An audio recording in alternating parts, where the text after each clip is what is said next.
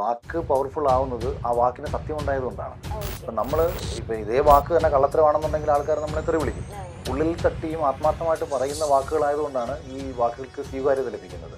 ഇനി രണ്ടാമെന്ന് പറയുന്നത്, യഥാർത്ഥത്തിൽ ഞാൻ ഈ ചാനലിൽ ആരോ ചോദിച്ചപ്പോഴത്തേക്ക് മറ്റൊരു രീതി പറഞ്ഞതിനെ അവർ ഈ കാർഡ് അടിച്ചിറക്കിയതും കുറച്ച് പേര് ട്രോളാൻ വേണ്ടി ഉപയോഗിച്ചൊരു സാധനമാണ് ഈ ബിഗ് ബോസ് കണ്ടവർ ബിഗ് ബോസ് കണ്ടവർ നമുക്ക് വോട്ട് ചെയ്യുന്ന അർത്ഥത്തിലല്ല ഞാൻ പറഞ്ഞത്.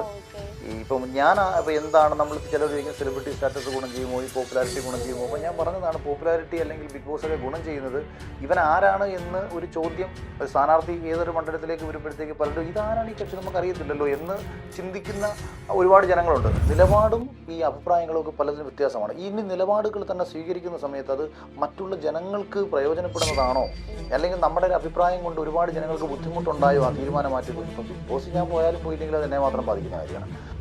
ശരികൾക്ക് വേണ്ടി സംസാരിച്ചിട്ടുള്ളത് അടിമയെ അറിയാം, അറ്റാക്ക് ചെയ്ത് സംസാരിച്ചപ്പോൾ ഫയറോട് കൂടി നിന്നവനെ അറിയാം, വീഴാതെ പിടിച്ചു നിന്നവനെ അറിയാം, പോരാടി ജയിച്ചവനെ അറിയാം. അതൊക്കെ ബിഗ് ബോസ് ഷോയുടെ ഇടയിൽ നമ്മൾ കണ്ട കാര്യങ്ങളാണ്. ഇന്ന് സമൂഹത്തിലേക്ക് വരുമ്പോൾ സമൂഹത്തിന് ഞാൻ പ്രയോജനപ്പെടുന്നൊരുത്തനാണോ എന്ന് നോക്കാൻ എൻ്റെ കഴിഞ്ഞ 10-15 വർഷത്തെ എൻ്റെ ജീവിതം മാത്രം നോക്കിയാൽ മതി. എത്രയോ വർഷങ്ങൾക്ക് മുമ്പേ പറഞ്ഞിട്ടുണ്ട് ഞാനൊരു കമ്മ്യൂണിസ്റ്റ് വിരുദ്ധനാണ്, എൻ്റെ അടിസ്ഥാന രാഷ്ട്രീയം കമ്മ്യൂണിസ്റ്റ് വിരുദ്ധതയാണ്. അപ്പം BJPയുടെ ചില വിഷയങ്ങളെ ഞാൻ വിമർശിക്കുന്ന സമയത്ത് BJPയുടെ ഒരുപാട് കാര്യങ്ങളെ ഞാൻ അനുകൂലിക്കും. 3 വർഷമായിട്ട് ഞാൻ ഏറ്റവും കൂടുതൽ കേട്ടുകൊണ്ടിരിക്കുന്ന സംഘീ വിളിയാണ്. ഇത് ഈ പറയുന്ന ഞാൻ കോൺഗ്രസ്സാണെന്ന് പറയുമ്പോഴും സംഘീ വിളിയെ കേട്ടുകൊണ്ടിരിക്കുന്നത്.